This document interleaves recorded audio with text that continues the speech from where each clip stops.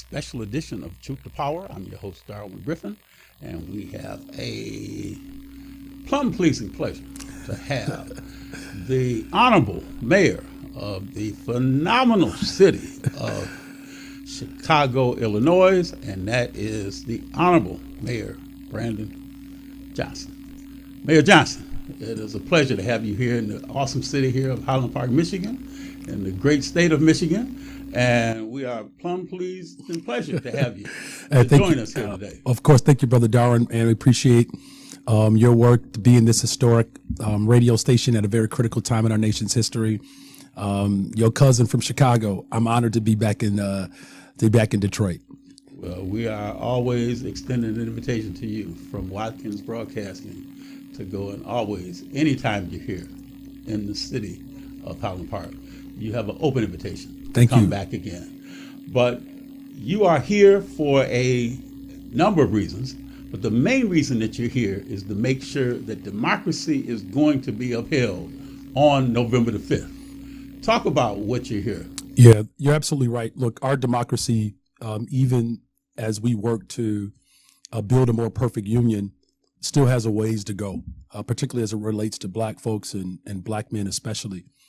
But what I know for sure is that there's an entire group of people who have not accepted the results of the Civil War. And they've said as much, that they want to take us back to a time of this country that they have defined as great, but not so much for our people, for Black folks. And, you know, the vice presidential nominee, J.D. Vance, actually said as much. He said that he is on the side of the Confederacy. These individuals are working in a very mean-spirited way to ultimately attack the democratic ideal of this country, particularly at a time in which Black political leadership continues to grow. Even my own projection in the city of Chicago as a former public school teacher, teaching middle school, taught a year of high school, became an organizer, fighting for public education with the Chicago Teachers Union, eventually ran for office and became a county commissioner. And this middle child of a household with 3 bedrooms, 1 bath. I'm the middle child of 10. Essentially, so you have to do a lot of sharing there. Listen, let me tell you, one of the things that prepares you to become mayor of the city of Chicago, 1, teaching 7th and 8th graders, and 2, growing up in a household with 1 bathroom. And I'll just say it this way. If you ever want to make sure you leave out the house clean, you have to ally with the women. So I made sure I took care of my sisters. And that's also why I'm here, to make sure we take care of our sister, Vice President Kamala Harris, so that we can have her back to ensure that she becomes the president of the United States of America. Well, I always keep saying, instead of it being history as it was with Barack Obama, it's going to be her story with Kamala Harris.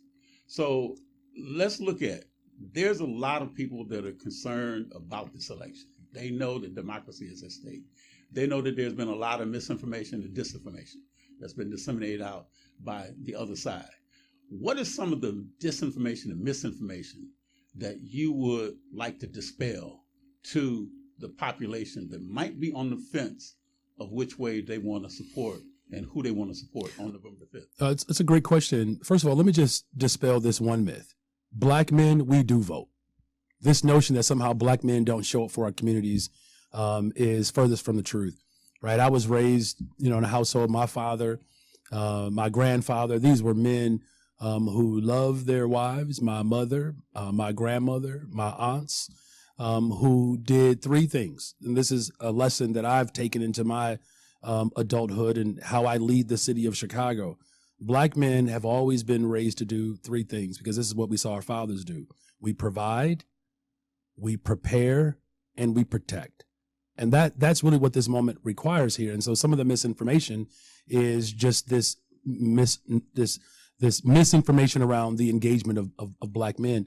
But I will say, in terms of, the policies that Vice President Kamala Harris stands for, one of the first things that I think is important, that before she even was the Vice President of the United States of America, her taking on the big banks in this country, particularly in California, at a time in which Black families were losing their homes, her taking on the big banks and forcing those banks to pay back the damage and the loss that Black families experienced, Black men who worked to provide for their families. Her doing that was an indication from the very beginning of her time as an elected official, of her commitment to our people. But I will say in this particular season, one of the things that we don't talk enough about is the Inflation Reduction Act. The Inflation Reduction Act placed trillions of dollars of infrastructure development and opportunities for cities like Chicago and Detroit. And the reason why that's important is because we know that between Chicago and Detroit, this is where, the steel industry exploded. This is where the Model T and the working person's car was developed and built, right? So good union paying jobs like my father had, like the union paying job that I had. Her investment in the Inflation Reduction Act is setting our country up for the new economy that she's already talking about, the opportunity economy. She's already laid the groundwork for the type of investments that we need to rebuild our cities. And so, when I'm thinking about the lead service lines, and we have them in all of our cities, right, that we have to remove those lead service lines and replace them with, obviously, lines that protect our environment, but also protect our health, right? And so these are jobs that are ripe for opportunity for Black men in particular. Now, this is not to say that Black women can't participate in infrastructure. I don't want anybody to say that Mayor Johnson said that only Black men can build the country. I'm not saying that, sisters, please. But what I am saying is that if you look at what's happening in cities like Detroit and Chicago, in Chicago, our enrollment in community colleges, it's up 11, 12%. The number one subgroup that's enrolling in community colleges in Chicago is Black men. We are literally grabbing them by the hand, our young boys in high school, and showing them the pathway and the opportunities that will be through education and particularly through infrastructure. And so this opportunity economy that Vice President Kamala Harris has already laid the groundwork for, of course you have people who want to make America in the formation that benefited white men. When this country, during the Great Depression, I'm a social studies teacher, just like Governor Wallace, so just bear with me for a second this Sunday afternoon. When unemployment had reached 30% for white men in this country during the Great Depression, our country called it a national crisis. And they literally began to give white men shovels before there were things to dig. No one called it entitlement. No one called it welfare. They gave them housing opportunities, job opportunities, education opportunities. The individuals who benefited from that era recognized that the trillions of dollars that have already flowing into our economy, that if they take the White House back, they are under no obligation, they have no responsibility to our people. Vice President Kamala Harris has that responsibility, as well as that love and conviction for our community. So those are just a couple of the misnomers or the misinformation that continues to spread, mainly because the individual who already occupied the White House already, who said, by the way, if you vote for him this time, you won't ever have to worry about voting ever again. These individuals are not playing, you all. They literally not only staged a coup, but worked to execute one on January 6th. These individuals are dangerous, they're unhinged, and they certainly do not have our people's best interest at heart. The final thing that I'll say is, as a mayor of a major city, this is something that I know that Detroiters in Highland Park, the state of Michigan, knows that this is critical to our overall growth and development as a region. 20% of the world's fresh water is right in our front yard. It's Lake Michigan, the St. Lawrence River. This is a natural resource that's going to continue to attract people from all over the globe. As our coasts continue to erode under global warming, look, we're in Detroit right now in October. Chicago is 70 degrees. You know what I'm saying? We love the good weather, but it's certainly the earth speaking to us very clearly, right? And so with the Inflation Reduction Act that creates infrastructure opportunities and jobs for our people, it also is about creating a new environment around a green and blue economy. These are the jobs that are gaining momentum and are online, but will continue to expand, that Black men can participate and partake in. And the people of Chicago and the people of Detroit, as Black men continue to enroll in our community colleges, that's the future of our economy. The future of our economy is based and contingent upon our ability to not only make sure we elect Vice President Kamala Harris, but here's another small note that I think people should pay attention to. when we win the Senate and the House, or protect the Senate and win the House, we're going to have a black man Speaker of the House. This goes back to my original point. Provide, prepare, and protect.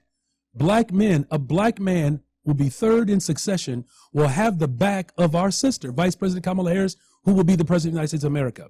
Black men have always shown up to have the backs of this country, and that's what's required in this moment. And I hope that the people of Michigan recognize that when Michigan wins, the country wins. When Detroit wins, our country wins. And you know, and that's something too, Mayor Johnson, that we have to make certain that people do one thing in particular: get out and vote. And we know that that's been a headache that we've had here in the past in the Detroit area about not getting out and voting. Do you in Chicago, do you have that same issue with your population there in terms of, say, about the propensity to vote? Is that a problem there in Chicago? Well, we've certainly seen some sluggishness. And as a result of that sluggishness, this is how, we end up getting set back. Now, we have turned the corner in Chicago. Let me just offer up this quick stat.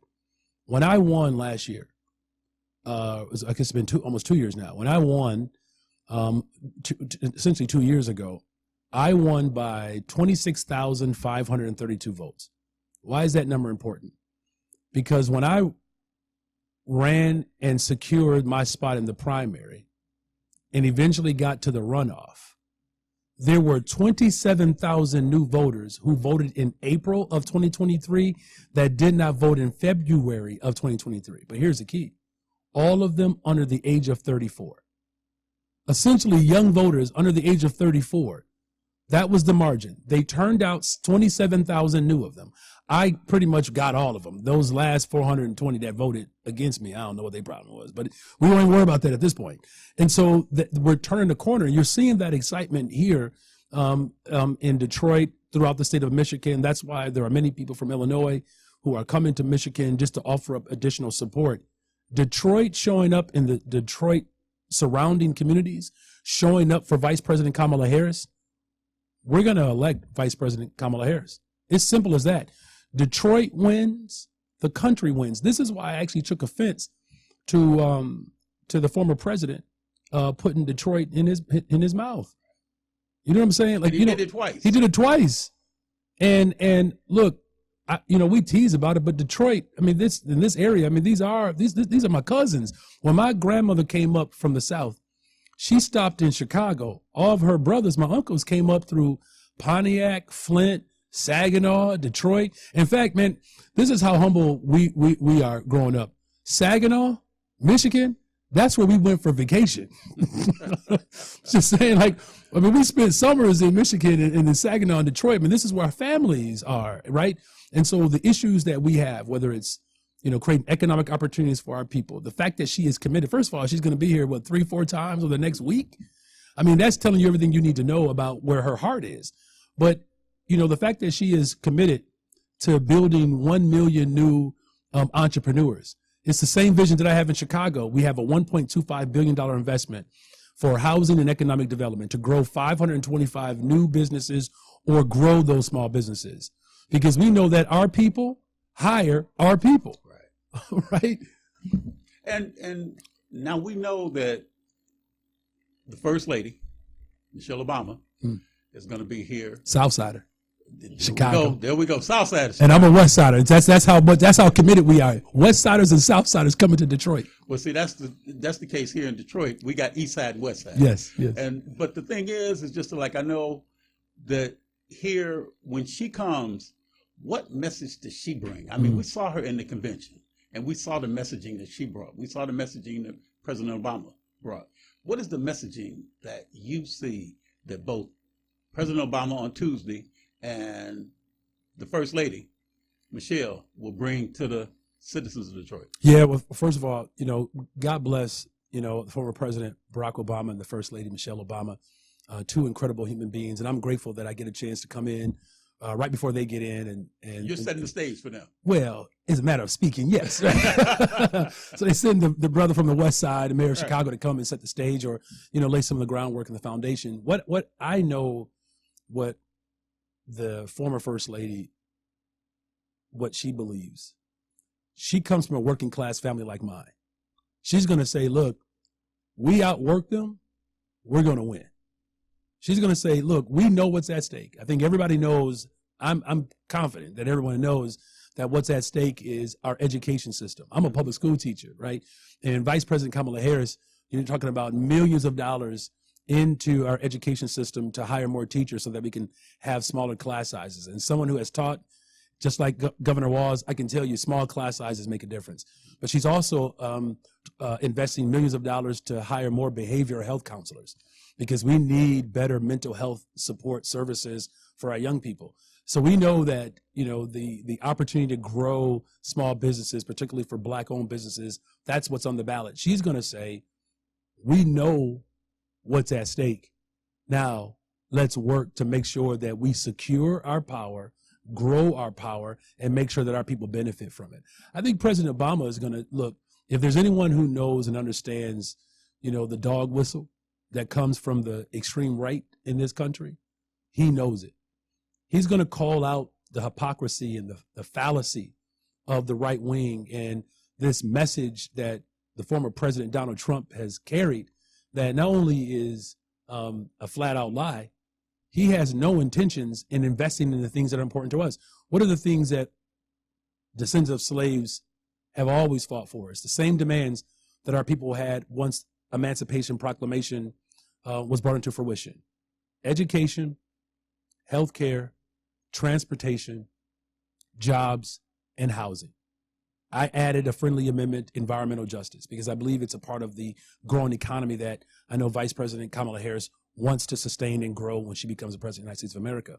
So Michelle Obama, former First Lady Obama, is going to talk about the hard work that we have to put in. And the people of this state know what hard work looks like. President Obama is going to say, look, we cannot get distracted by the dog whistling, the hyperbole, just the asinine, ridiculous characterization of the political moment that we're in right now. And he's going to say, look, stay focused. Look, President Obama, God bless him, put up with things that I don't know if any of us will ever fully understand. And he did that to create an opportunity and to secure an opportunity for a Black woman to take us to the next level. Expanding healthcare, which includes behavioral health, making sure that small businesses can thrive in cities like Detroit and Chicago. He understands what's at stake because he helped lay the groundwork for yet now a Black woman, to take this to the next level. The final thing is this. This is not just about a Black woman taking it to the next level. This is a generational moment. I mean, think about how young this country is, 200 and something years old. Considering where we started, we have an opportunity on November 5th, you all, to not just secure the White House with someone who has our values, someone who knows our experiences, someone who recognizes that Black men provide, prepare, and protect. We're going to have the first Black man as Speaker of the House to ensure that her agenda actually gets across the finish line. These are some of the challenges that President Obama had. Remember, after his the midterm in his first term, after he passed the Affordable Care Act, it became almost impossible to move anything after that. We secure the White House with the Senate and a Black man speaker. All of the things that we have been laying the groundwork for, we actually get to build upon that. And this is what this moment is about. The people who oppose our existence, and let's be very clear, none of these individuals that are courting Black men could give, they don't care about a Laquan McDonald. 10 years ago, Laquan McDonald, a Black boy, was shot 16 times by a police officer. And then the former mayor, 2 mayors ago, never disclosed of that heinous act. They don't care, about a George Floyd. If Donald Trump cared about Black men, he would not have spent millions of dollars to send Black boys to prison and kick Black families out of their homes. This man is not just a tyrant. He is foolish, absolutely foolish. And so I don't even remember your question. I'm just having a moment at this point that it is so ripe for us to take our future into our own hands. A black president and a black speaker, considering the history of this country in less than 250 years. So we spend more time, we have had less time out of bondage to take absolute authority in this moment, to finally do right by the people who built this country. That's who we always have to remain committed to. I am not subject to anybody other than the people who built this country. And the people who built this country, it's our people.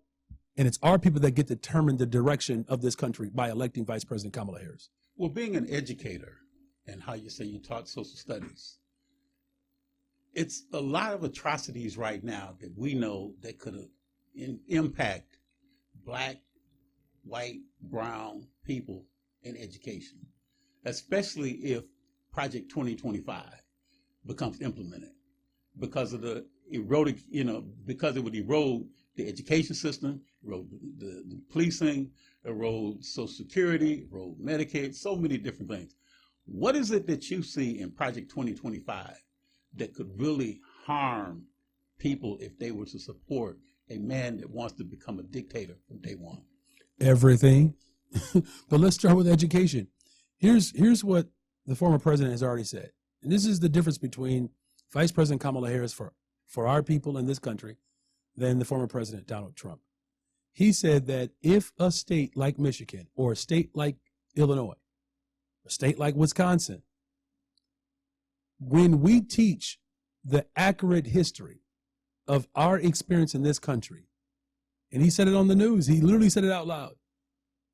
When we teach the accuracy of our history, he said, I will not send education funding to those states. So the moment we teach on the life, the legacy, the history of Dr. Martin Luther King Jr., the moment we teach the history of a Harriet Tubman or a Nat Turner, the moment we teach the history of a Michelle Obama, he said that history has no place in our education system, and he says I'm not going to fund it. So states like California, again, Michigan, Illinois, we're talking about millions of dollars that we would not receive from the federal government. He said that he's going to eliminate the entire Department of Education, eliminate it, and leave it up to the states. Now, as a social studies teacher, remember, people who made the argument for states' rights, those are the same people that made the argument to keep slavery. Slavery was not just a moral, sort of complicated dynamic, right? This was about their economy. The states who were a part of the Confederacy said literally that to separate from this system of slavery is not economically feasible for our states. They made an economic argument. And so when we talk about eliminating the Department of Education, when we talk about eliminating the Department of the Environment, look, I also grew up with asthma. I'm better now that I've changed my diet, and over the years, I don't require my inhaler as much. But you think about the environmental injustice within our respective cities, and this is why we're working hard to decarbonize public buildings in Chicago. And I know many cities are working to decarbonize.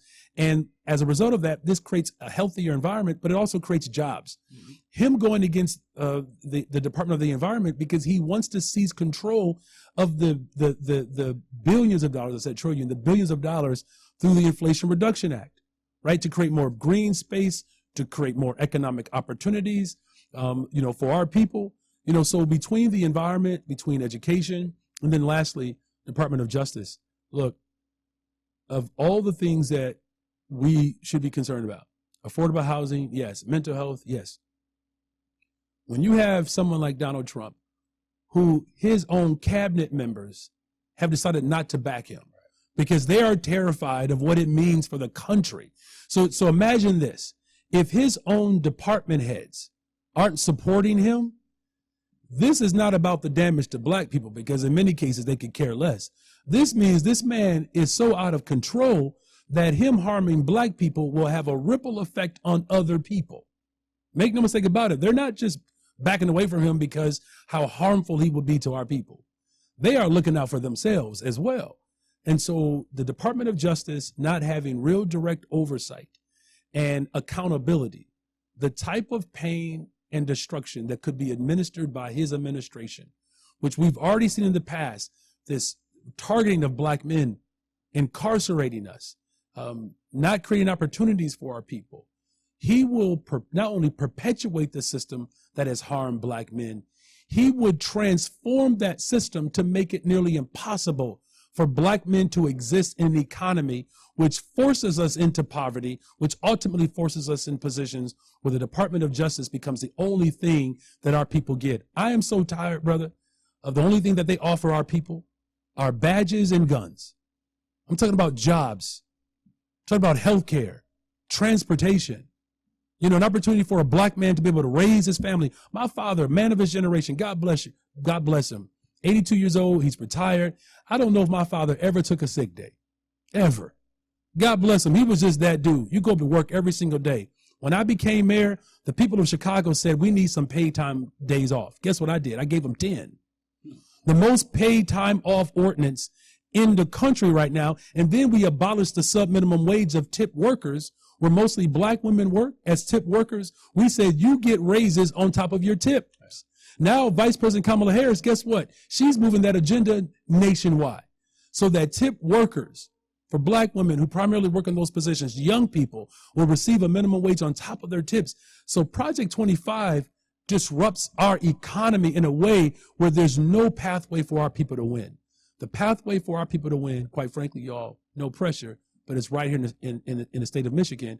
And we need Detroit and the surrounding area to do what y'all always do, show up for America. And see, that's the one thing that we're trying to encourage people here in the city of Detroit and Highland Park. Not just take your own souls to the polls, but take other souls to the polls. We have what we're doing is a power of 12. So if one person goes to the polls, get them to commit to getting 12 other people to go to the polls as well. And I'm sure that's what you would probably do, in Chicago and other cities throughout. So if that's something that when you go to the various cities, talk to them about not just taking their souls to the polls, but take other people. That's absolutely right. And look, here's the thing. One thing that I know about Detroit, the state of Michigan, this Highland Park community, we know what our assignment is. What we can't do is allow people, and this is, I believe, what former First Lady will say, Michelle Obama, we cannot allow people to dictate and to determine the outcomes of our future. Mm-hmm. When we don't vote, you turn all that over to chance. What we need in this moment is guarantee. And again, if your cousin from Chicago is showing up, a little bit, north, it's because I know that this state, this city knows exactly what to do. And so, yes, it's not just about one person voting. It's about getting your block to vote. If we just look out for our block, because keep in mind, look, that's what I remember growing up, the way our blocks looked out for one another. So a couple of times, me and my brother, we would get a little lost in Saginaw, I'll say it like that. And sometimes, like, trying to get back to Grandma Beulah's porch became a little difficult. We might have gone a little bit too far out the neighborhood a little bit. But even with sometimes running into some of the local boys from Saginaw who wanted to, flex to the kids who are from the Chicago area, right? Enough people knew Mama Beulah. Those are Mama Beulah's great. They'll leave them alone. Right? And that's what happens. You always had every neighborhood, every block had a Mama Beulah. Exactly. They had those. What I'm saying. That's right. They had them right there so that if you weren't in school, Mama Beulah would come out there on that porch. She sure would. With her back. Or with her switch. Oh, the switch, right. Yeah. So now you're really traumatizing me again. But yes, so it's like. Well, as long as it wasn't an extension cord. So that was just sinful. But we have progressed as a people. But yes, to that point, it's that block by block experience that we have in our city still, where we have to look out for one another. And that's what this moment requires. And that's why your brother, who again, running one of the largest economies in the world, it's a dream. My parents, my mother-in-law, I mean, these people were sharecroppers, right? And, my father drove a truck, right? 18-wheeler, and was a public employee and got a pension just so that we could have a better opportunity. And now, again, someone with no political ties to the machine in Chicago. None of my family members had any political aspirations or political context.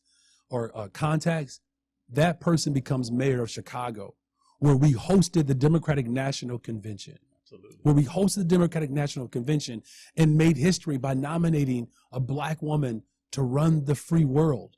And to know that a few votes in Detroit and Highland Park and Saginaw, wherever else people are listening, could determine the outcome of our future.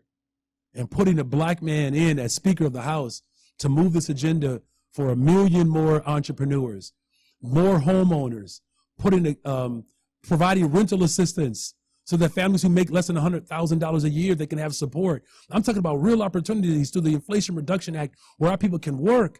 That's what's at stake here. When they say make America what it was, they want to look out for the very people who don't see us as humans, right, quite frankly. And you know, Mayor, if you want to create the future or predict the future, you got to create it today. And that's one of the things that I see that Vice President Kamala Harris is doing. She's creating your, mine, and everyone else's future today so that we can have that and we can look at the legacy that we leave for our children and our grandchildren. That's what we want to make certain of, is that we do it, and it's important to make sure that people get out and vote on November the 5th, as well as take other people to the polls. Take other people to the polls. And thank you for just centering us around the future. So I have 3 little ones, 10, 12, and 16. My 16-year-old and 12-year-old, my 2 sons, and then my daughter, Brayden, she's 10. And at the Democratic National Convention, you know what it meant to me and their Meemaw and their Papa Drew to see their father on the stage. Oh, yeah, sure. To welcome the world into the city of Chicago as we nominate a black woman. The look of admiration in my son's eyes to know that their father knows how to protect, provide, and prepare and protect a black woman. And that my daughter saw a black woman rise to not just to the nomination, but a couple of precincts in Detroit and Highland Park away from my daughter seeing a reflection of her being and her values. That is what we are fighting for and voting for in this moment. It's for the generation who won't have the same roadblocks that Gen X or baby boomers had. You know, and that's the reason why I'm here. I'm just visiting you all. Love the state of Michigan, love this, area of Detroit, and that Chicago, we're going to do our part. And we know that when Detroit wins, Highland Park shows up, the country wins. That's what it boils down to. We want to see democracy exude its face amongst all the people in America on November the 5th. It has been a fun, pleasing pleasure to have you here on this show on Truth to Power today. On behalf of Watkins Broadcasting Services and Center, President R.J. Watkins, and everybody else here at the studio would like to offer you our sincerest gratitude to come here and do what you're doing, and not just do what you've done, what you're doing, but what you will do in the future. So again, God bless you, God keep you, and God make certain that 10-year-old Brayden, yes, right, yes, can look upon her dad and say, hey, that man is my dad. And say that with the proud and her heart just almost getting ready to come out of her chest, just beaming how proud she is of her dad. So again, thank you for coming on Truth to Power today, and we hope and pray that everything goes very, very well come November the 5th. Thank you. You're welcome. Thanks for having me. Thank you. God bless you. And you've been watching a special edition of Truth to Power, and we have had the Honorable Mayor of the great city of Chicago, Mayor Brandon Johnson, on the show with us. We'll see you soon.